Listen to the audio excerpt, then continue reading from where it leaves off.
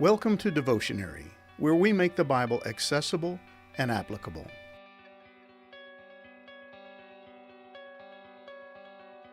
Why is it that those who claim to have trust in God tend to struggle so much with trusting God?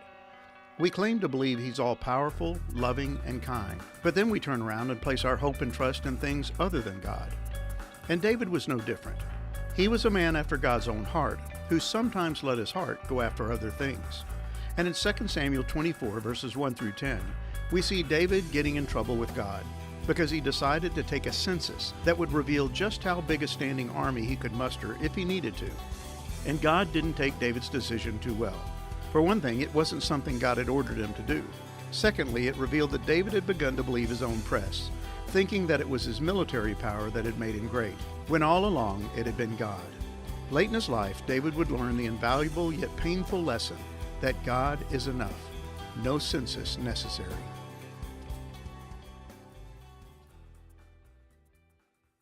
This closing chapter of the book of 2 Samuel will not end with David's death, but with a recollection of yet another of David's sins against God. This time he will be guilty of taking a census in order to determine the size of his army. Most commentators believe this was done late in David's reign and life because he will use Joab, the commander of his army, as well as his troops, to travel across the length and breadth of the kingdom in order to take the census, a job that would take them 9 months to complete. So it's believed that this had to be during an extended period of peace, when there was no imminent threat of war. The latter years of David's reign were the only time when this could have happened. But regardless of when it happened, the main concern is that it did happen. And there's a bit of confusion with this point because the book of 1 Chronicles, in recording this very same episode, tells us, "Then Satan stood against Israel and incited David to number Israel." 1 Chronicles 21, verse 1. And yet, in this version of the story, it says, "Again the anger of the Lord was kindled against Israel, and he incited David against them, saying, 'Go number Israel and Judah.'" 2 Samuel 24, verse 1. So which is it? Did Satan incite David to number Israel, or was it God? While this appears to be a contradiction, it's really a matter of perspective. We know from the book of James that God does not tempt anyone to sin. God is never tempted to do wrong, and he never tempts anyone else. James 1, verse 13. But God does discipline his people for their sins, and he has a track record of using others to accomplish his will, including the kings of foreign nations and even Satan himself. In the book of Exodus, we read how God hardened the heart of Pharaoh so that he would refuse to let the people of Israel go. But his stubborn refusal would result in yet another display of God's glory and greatness. All of this was so that the people of Israel, having lived in Egypt for 400 years, would know that their God was greater than the gods of Egypt. In the case of David, it seems that God desired to punish Israel for their disobedience, so he allowed Satan to entice David to take the census. It was in keeping with God's plan to discipline his own people, yet Satan was the instigator of David's rebellious decision to do what he did. But why was taking a census so bad? What was so wrong about David wanting to know the size of his army? The problem doesn't appear to be the taking of the census itself, but the motivation behind David doing it to begin with. It was David who wrote, "Some trust in chariots and some in horses, but we trust in the name of the Lord our God." Psalm 20, verse 7. Another anonymous psalm states a similar truth. "The best equipped army cannot save a king, nor is great strength enough to save a warrior. Don't count on your war horse to give you victory. For all its strength, it cannot save you." Psalm 33, verses 16 through 17. In taking a census of his fighting force, David was revealing that his hope and trust were in his army, not God. He was placing his confidence in the size of his mighty military machine, not the power of God Almighty. He just had to know. So he sent the military commander and his troops to scour the land, determining the exact number of all the men qualified to serve in his army. It's important to remember that this was probably done in a time of peace, when there was no pressing need to have a larger army. But David wanted to know. His action was sinful.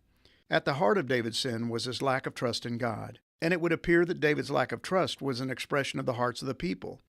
God was angry with them, but the text doesn't tell us why. Perhaps it was their lack of trust in him that was the real issue.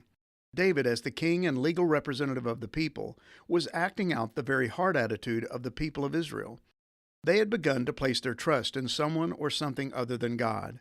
Perhaps they had become comfortable with David as their king and overly confident in his military prowess and the army's ability to protect them from their enemies.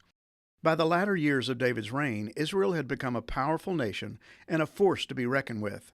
Their success had probably produced a fair amount of overconfidence. As is usually the case in most of our lives, when things are going well, we tend to forget about God.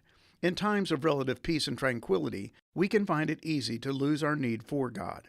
Whatever it was that the Israelites had done, God was angry with them, and so he used David to bring about a fitting punishment for their sin.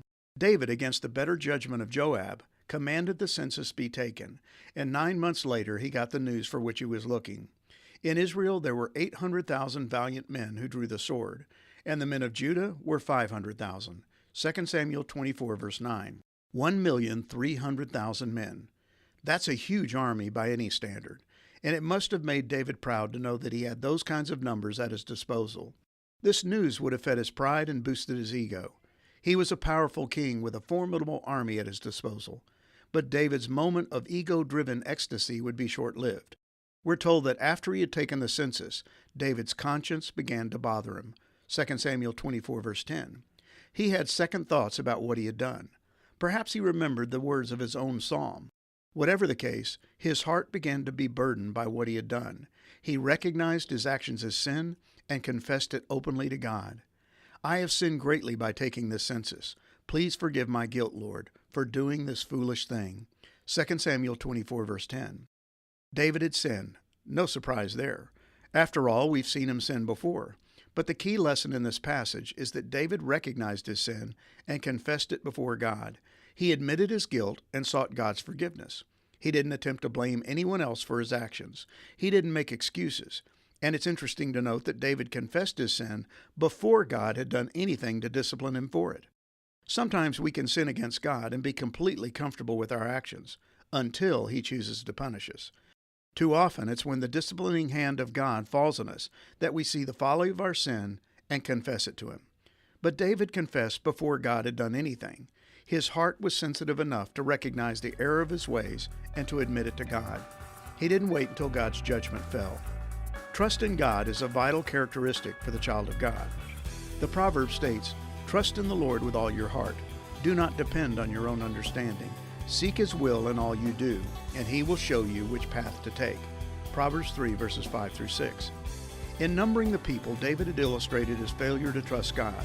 He was putting his hope and trust in something he could see and count. He was placing his confidence in the physical size of his army, not the invisible might of his God. It's always easier to trust in something we can see and touch than to place our confidence in a God who is hidden from our eyes. But God had proven himself faithful to David time and time again. He had rescued him repeatedly. He had protected him countless times throughout his life. But here, near the end of his life, David found himself putting his trust in something other than God, and he would pay the consequences for his sin. It's so important for us to remember that we are not fighting against flesh and blood enemies, but against evil rulers and authorities of the unseen world, against mighty powers in this dark world, and against evil spirits in the heavenly places. Ephesians 6, verse 12. If we put our hope and confidence in the things of this world, we will lose the battle. We are in the midst of a spiritual battle that will require faith and hope in God.